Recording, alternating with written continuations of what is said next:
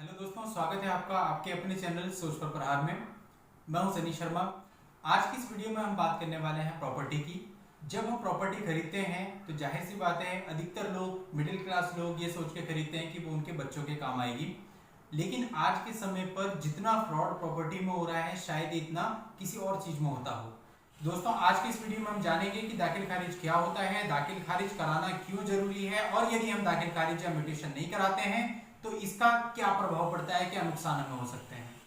तो आपसे कहना चाहूंगा कि पूरी जानकारी के लिए इस वीडियो में स्टार्टिंग से एंड तक मेरे साथ बने रहिएगा। और पूरा वीडियो देखने के बाद यदि आपके मन में इससे रिलेटेड कोई कंफ्यूजन होती है तो आप मुझसे कमेंट सेक्शन में पूछ सकते हैं।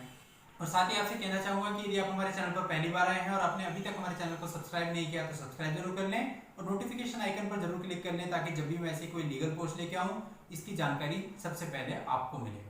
तो चलिए दोस्तों, अब हम आज के इस इंपॉर्टेंट टॉपिक में आगे बढ़ते हैं।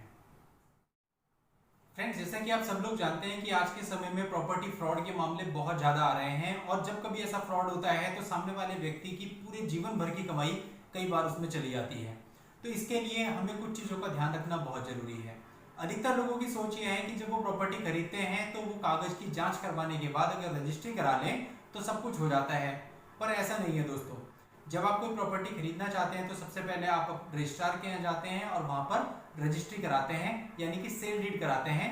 और सेल डीड होने के बाद आम आदमी ये सोचता है कि अब ये प्रॉपर्टी उसकी हो गई, परंतु ऐसा नहीं है दोस्तों। रजिस्ट्री होने के बाद भी प्रॉपर्टी आपकी नहीं होगी, आप प्रॉपर्टी के स्वामी नहीं होंगे जब तक कि आप उसका म्यूटेशन नहीं करा लेते, उसकी दाखिल खारिज नहीं करा लेते। अब ये म्यूटेशन और दाखिल खारिज क्या होती है, हम इसको समझ लेते हैं। दोस्तों, जब आप अपनी प्रॉपर्टी की रजिस्ट्री करा लेते हैं तो रजिस्ट्री कराने के बाद एक प्रक्रिया होती है, जिस प्रक्रिया में आपको सरकारी दस्तावेजों में अपना नाम चढ़वाना होता है। यानी कि जिस व्यक्ति ने आपको वो प्रॉपर्टी बेची है उसका नाम हटवा के वहां पर आपको अपना नाम चढ़वाना होता है। जब तक ये नाम नहीं चढ़ेगा तब तक आप प्रॉपर्टी के स्वामी नहीं कहलाएंगे। तो दोस्तों, इसलिए बहुत जरूरी है कि आप अपनी प्रॉपर्टी का दाखिल खारिज कराएं, म्यूटेशन कराएं। अब इसके लिए आपको करना क्या होगा, जब आपकी रजिस्ट्री हो जाती है तो रजिस्ट्री होने के लगभग 1 महीने के बाद आप तहसीलदार के पास इसके लिए एप्लीकेशन दे सकते हैं। साथ ही आपको एक फॉर्म भरना होगा और अपनी रजिस्ट्री यानी सेल डीड की एक कॉपी वहां पर लगानी होगी। अब तहसीलदार के यहाँ से नोटिस जारी होगा। इस नोटिस को जारी करने का जो उद्देश्य होता है वो ये होता है कि आप जिस जमीन का म्यूटेशन अपने नाम पे कराना चाह रहे हैं, जिस जमीन को अपने नाम पर चढ़वाना चाह रहे हैं, यदि उस जमीन से रिलेटेड किसी को कोई विवाद है या कोई आपत्ति है तो वो वहां पर आ जाएगा। अब कुछ दिन वेट करने के बाद यदि कोई व्यक्ति वहां पर कोई आपत्ति लेकर नहीं आता, किसी प्रकार की शिकायत लेकर नहीं आता, तो फिर आपकी जो म्यूटेशन की प्रोसेस है इसको आगे बढ़ा दिया जाता है। और दोस्तों, जैसे म्यूटेशन हो जाती है तो आपको उस प्रॉपर्टी का मालिकाना हक मिल जाता है, आप उसके मालिक हो जाते हैं। और जो आपका नाम होता है वो रजिस्टर्ड 2 में चढ़ा दिया जाता है, और जिस व्यक्ति से आपने प्रॉपर्टी खरीदी थी उसका नाम वहां से हटा दिया जाता है। यानी आपका नाम दाखिल हो जाता है और उसका नाम खारिज हो जाता है, यानी कि उसको हटा दिया जाता है। इसी कारण से इसे दाखिल खारिज भी कहते हैं। अब दोस्तों, अगला क्वेश्चन आता है कि यदि दाखिल खारिज ना कराया जाए तो इससे हमें क्या नुकसान हो सकते हैं। तो सबसे पहला इसमें नुकसान आपको ये हो सकता है कि यदि आप दाखिल खारिज नहीं कराते हैं तो आप उस प्रॉपर्टी के मालिक नहीं बनेंगे, आपको उस प्रॉपर्टी का मालिकाना हक नहीं मिलेगा।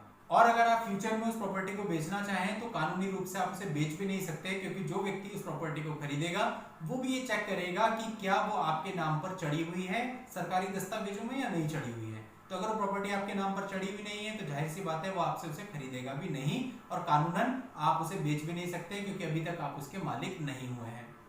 दूसरा जो आपको नुकसान हो सकता है दोस्तों वो ये हो सकता है कि प्रॉपर्टी को लेकर के आपके साथ धोखाधड़ी हो सकती है। यानी कि जिस व्यक्ति ने आपको ये प्रॉपर्टी बेची है वो व्यक्ति इस प्रॉपर्टी को किसी और व्यक्ति को भी बेच सकता है, क्योंकि अभी तक उसी का नाम वहां पर अंकित है, वो प्रॉपर्टी उसी के नाम पर चढ़ी हुई है, यानी कि वही उसका स्वामी है।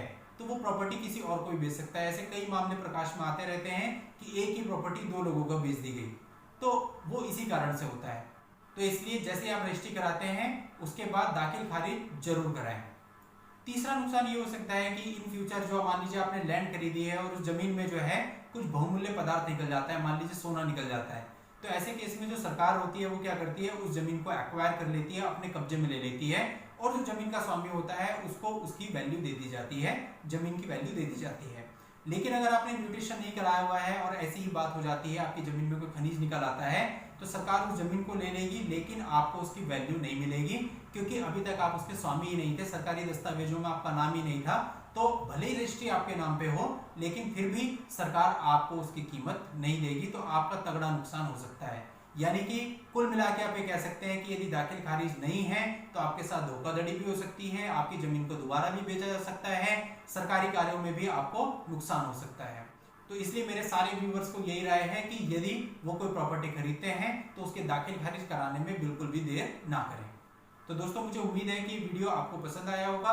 यदि आपको पसंद आया है तो इस वीडियो को लाइक कर दीजिए और आगे शेयर कर दीजिए। Thank you for watching. Bye bye.